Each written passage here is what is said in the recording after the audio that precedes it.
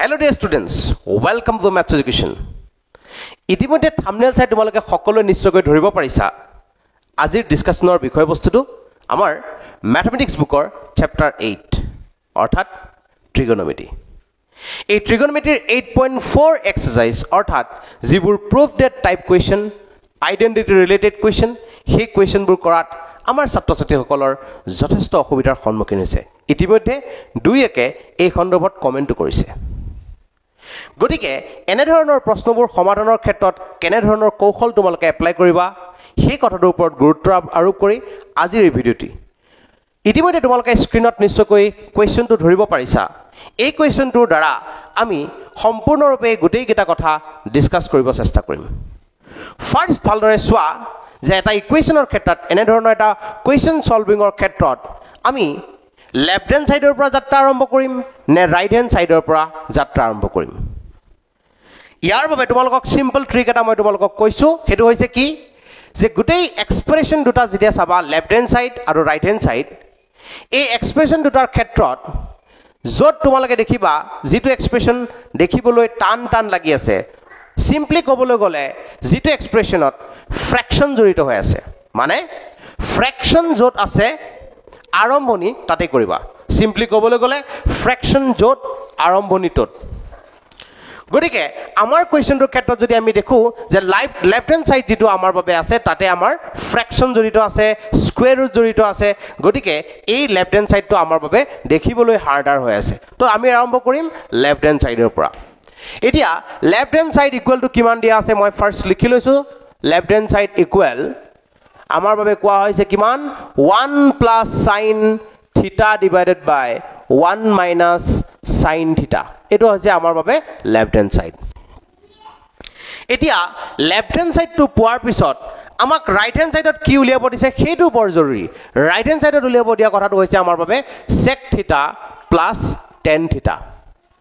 এই sec থিটা plus tan থিটা আমাক প্ৰয়োজন আছে এতিয়া ফাৰ্স্ট কথাটো অবজাৰ্ভ কৰিবা আমি তো left hand side right hand সাইডৰ কথা গম পালো কোনটো সাইড লম কেতিয়া কোনটো সাইড লম এই কথাটো ক্লিয়ার হল এতিয়া আমাৰ প্ৰয়োজন হ'ব যে এই এক্সপ্ৰেছনটোৰ পৰা সেই এক্সপ্ৰেছনটো কেনেদৰে বনাম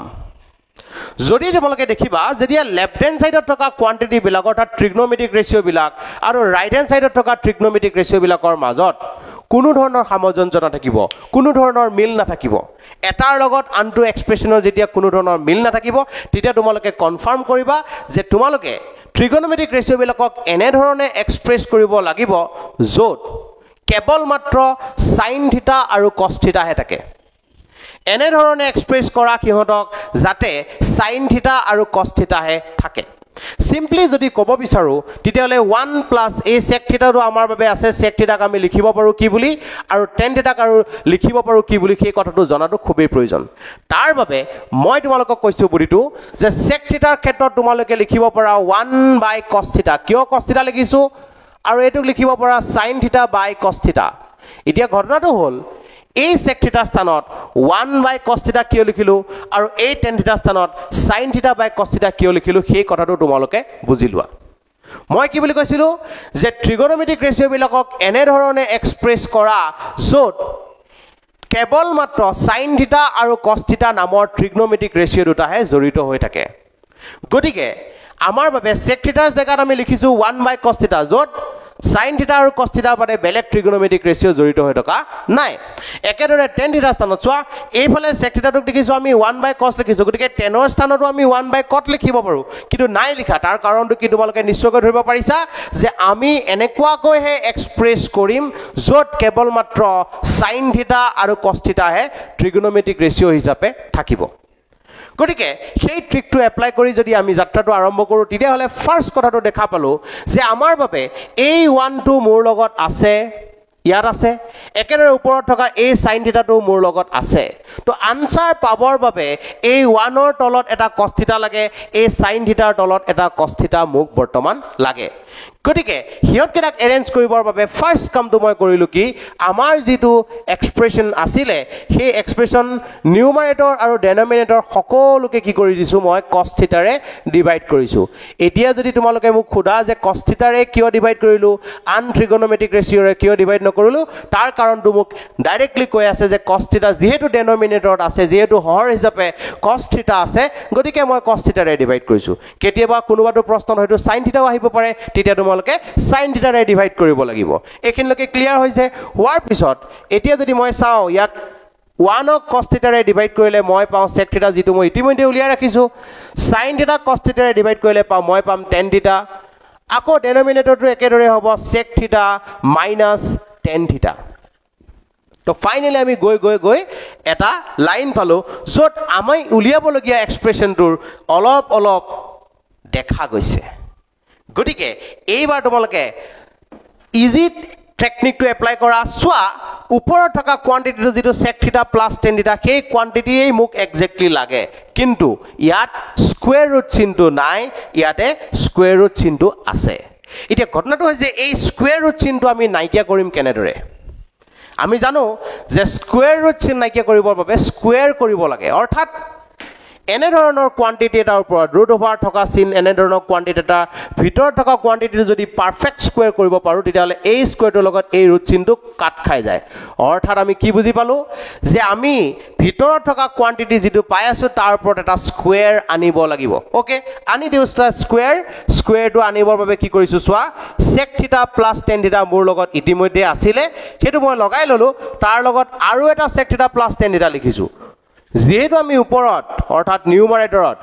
sec থিটা প্লাস tan থিটা বেছিকৈ লিখিছো গতিকে তলতো সেই কোৱান্টিটিটো তেনেদৰে লিখাৰ প্ৰয়োজন আহিব ওপৰত যেহেতু sec থিটা প্লাস tan থিটা প্ৰডাক্ট কৰিছো গতিকে তলতো মই sec থিটা প্লাস tan থিটা প্ৰডাক্ট কৰি দিলো এটো ফাইনালি মই এনেদৰে পালো পোৱাৰ পিছত কামটো হ'ব ওপৰত থকা কোৱান্টিটি খিনি আমাৰ বাবে আহি গল কি sec থিটা প্লাস tan থিটা হোল স্কয়াৰ তলত কি আহিলে ভালদৰে চোৱা এটো এবাৰ মাইনাস আছে এবাৰ প্লাস আছে একেকিটা কোৱান্টিটি এবাৰ প্লাস এবাৰ মাইনাস থাকিলে a - b whole into a + b এই ফৰ্মুলাটো ব্যৱহাৰ হয় যেটো ট্ৰিগনমেট্ৰিত ম্যাক্সিমাম ব্যৱহাৰ হ'বলগীয়া ফৰ্মুলা গতিকে ইয়াত মই ক'ব পাৰো কি হ'ব তেতিয়া হলে sec স্কয়াৰ থিটা মাইনাস tan স্কয়াৰ থিটা ফাইনালি আমি দেখিলো যে আমাৰ এটা ফৰ্মুলা আমি দেখা পাইছো কি আছে আমাৰ বাবে তিনিটা আইডেন্টিটি আছিল সদায় মনত ৰাখিবা ট্ৰিগনমেট্ৰি যদি ভালদৰে কৰিব বিচাৰিছা তেতিয়া হলে তোমালোকৰ এলজেব্ৰিক ফৰ্মুলা আৰু ট্ৰিগনমেট্ৰি যিকিটা ফৰ্মুলা সেই ফৰ্মুলাবিলাক খুব ভালদৰে মনত থকাটো প্ৰয়োজন গতিকে এতিয়া যদি মই ইয়াক কৰিব বিচাৰো ইজি ট্ৰিকটো আমাৰ বাবে কি কৰিব লাগিব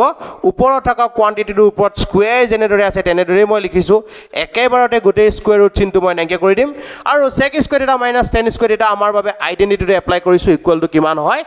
1 আহে তো ফাইনালি আমি যদি চাব বিচাৰো কি হ'ব তেতিয়া হলে সোয়া ওপৰত থকা কোৱান্টিটিটো